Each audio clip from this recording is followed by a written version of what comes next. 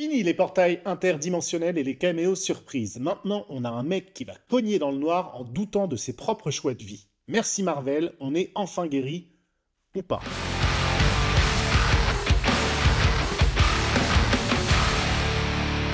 Salut à tous les amis sérivores et cinéphiles, aujourd'hui on se retrouve pour parler d'une série qui va faire du bruit, Daredevil Born Again, et qui pourrait notamment plaire chez les fans de super-héros fatigués des portails multiversels et autres choses de chez Marvel. On y suit donc Matt Murdock, un avocat aveugle le jour, justicier la nuit, qui tente de raccrocher les crampons après une tragédie personnelle.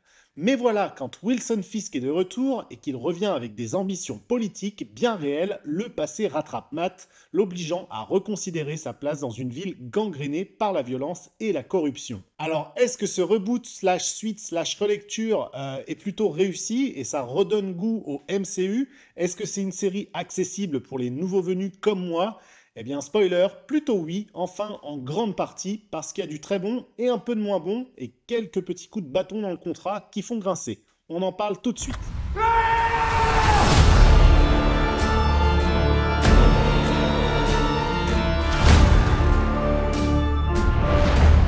Daredevil Born Again, c'est un drôle d'objet dans le catalogue Marvel. Officiellement, c'est une nouvelle série. Officieusement, c'en est à moitié une, à moitié un reboot de la série Netflix sortie entre 2015 et 2018, qui avait marqué pas mal de monde par sa noirceur, sa violence frontale et son réalisme assez crasseux. Mais voilà, moi je fais partie de ceux qui n'ont pas vu la série d'origine, donc ici je ne vais pas faire de comparaison nostalgique ou de c'était mieux avant. Au contraire, je vais prendre Born Again pour ce que c'est, une série à part entière. Et spoiler, elle se débrouille très bien toute seule, globalement. Côté coulisses, Marvel a lancé cette série comme une sorte de réponse à la saturation du public, avec le ras-le-bol des films en pilotage automatique, le ras-le-bol des blagues méta toutes les 2 minutes, ou encore le ras-le-bol des effets spéciaux qui semblent encore faits à la post-production et surtout à la truelle. On revient ici à une ambiance plus sombre, plus terre-à-terre, plus adulte. Et c'est franchement rafraîchissant. On retrouve donc Charlie Cox dans le rôle de Matt Murdock, toujours impeccable dans ce rôle de héros cassé, ainsi que Vincent D'Onofrio, qui reprend lui aussi son rôle de Wilson Fisk avec son calme inquiétant et ses yeux de prédateur. Et on a même aussi quelques apparitions, notamment John Bertal qui refait surface en Punisher le temps de quelques apparitions. Mais cette fois donc, la série ne va pas s'éparpiller dans tous les sens, elle va se concentrer sur Gotham, enfin New York pardon, et sur les jeux de pouvoir, les conflits internes et enfin la politique et bien sûr la résurrection d'un homme qui pensait avoir raccroché pour de bon. Merci de prendre le temps de me voir. Je dois bien l'avouer, ce n'est pas totalement déplaisant de te revoir.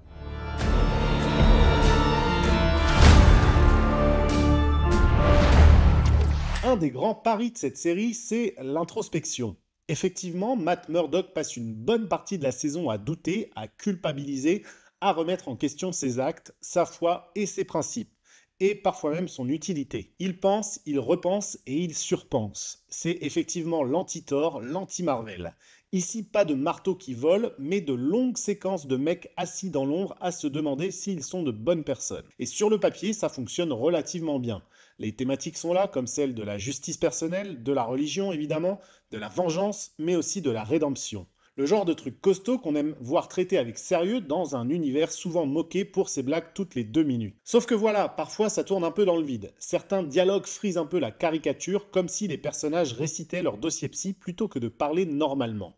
Le problème, c'est que ça ralentit sérieusement le rythme. On a une saison qui alterne entre quelques pics très forts et de longues plages de blabla un peu creux. On aurait gagné à couper un ou deux de ces monologues pour glisser une vraie montée en tension ou une scène marquante, mais malheureusement, je l'attends toujours. En revanche, dès l'épisode 1, on croit qu'on va avoir le droit à du lourd. Effectivement, on a une scène de combat bien violente, bien crue, et un personnage qui meurt. On a donc une tension dramatique assez forte. Ça part fort donc, mais passé ce choc initial du premier épisode, on se retrouve avec un problème assez flagrant. Le costume de Daredevil reste au placard. Effectivement, Matt Murdock passe beaucoup de temps sans son alter ego, et quand il redevient Daredevil, c'est souvent en pointillé ou dans des scènes trop courtes.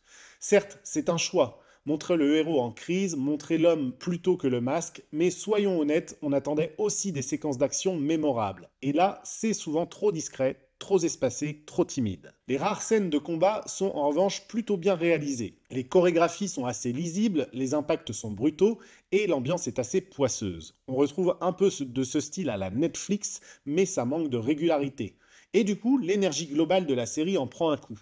On attend, et parfois on se dit que ça cogite un peu plus que ça cogne, et c'est dommage pour une série comme Daredevil, qui est connue, de ce que j'en sais en tout cas puisque je ne l'ai pas vue, justement pour ce côté assez punchy et assez violente, il faut le dire. S'il y a bien un domaine où Daredevil Born Again excelle, sans discussion, c'est son ambiance. Effectivement, visuellement, c'est crade, c'est sombre, c'est assez moite, on sent une ville vivante, menaçante, presque oppressante, et ça franchement, ça change des productions Marvel habituelles. On est loin du New York de carte postale ici, c'est la version ruelle, flics corrompus et néon qui clignote. La série se sert d'ailleurs intelligemment de son décor pour renforcer son propos.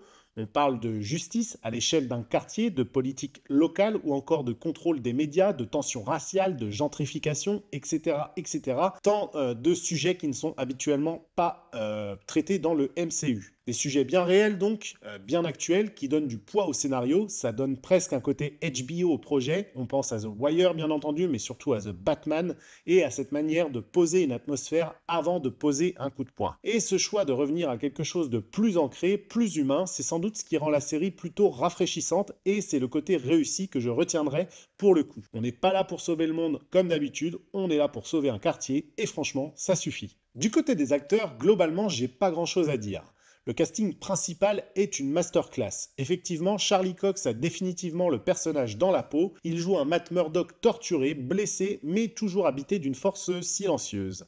Vincent D'Onofrio, quant à lui, est toujours glaçant. Pas besoin d'en faire des caisses, il impose juste en étant là, en regardant avec son visage si particulier et son regard perçant. John Bertal, quant à lui, le Punisher, fait quelques apparitions très réussies, brutales, animales et dérangeantes.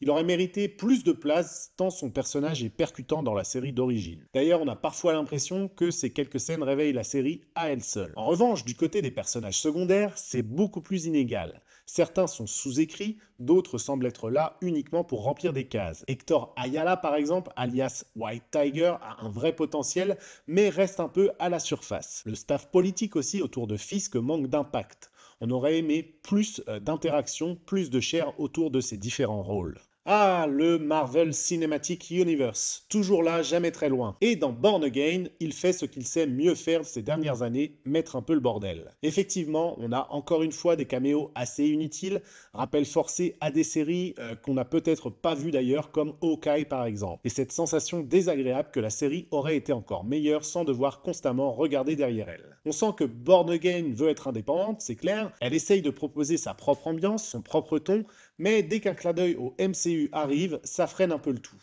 Ça casse la cohérence, c'est comme si au milieu d'un bon polar noir, on te collait une pub avec une peluche. Et c'est dommage, parce que sans ça, la série aurait pu aller plus loin dans sa noirceur, dans sa radicalité. Mais bon, on est chez Disney, donc il faut pas déconner, faut que ça rentre un peu dans les caisses. J'ai la désagréable impression que tu veux gruger le système. Pourquoi tu as arrêté de jouer au justicier? Un cap a été franchi. C'est difficile d'apprendre à accepter la violence qui nous habite. On en vient à détester l'emprise qu'elle a sur nous.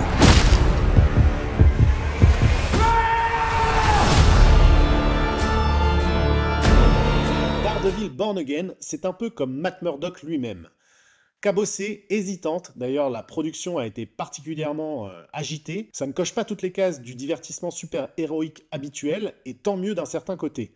Ça prend des risques de ralentir, de réfléchir, de creuser ses personnages, quitte à ennuyer un peu parfois, il faut le dire. C'est une série qui veut parler de justice, de responsabilité, de pouvoir, de foi, et même si elle y arrive parfois avec des gros sabots et des dialogues un peu trop grandiloquents, elle a le mérite de tenter quelque chose. Et dans le MCU, qui semble avoir perdu le nord depuis quelques temps, ça fait franchement du bien. Alors non, c'est pas une révolution. Non, ce n'est pas l'adaptation parfaite du comic Born Again de Frank Miller. Et non, ce n'est pas une série d'action qui va te faire sauter de ta chaise toutes les 10 minutes. Mais c'est une bonne série. Une très bonne série même si on la prend pour ce qu'elle est, un drame urbain, sombre, humain, porté par des acteurs au sommet et une ambiance qui fait plutôt mouche. Est-ce que j'en aurais voulu un peu plus? Bah clairement oui. Plus de Daredevil en action notamment, un rythme un peu plus tendu et une vraie prise de distance avec le reste du MCU.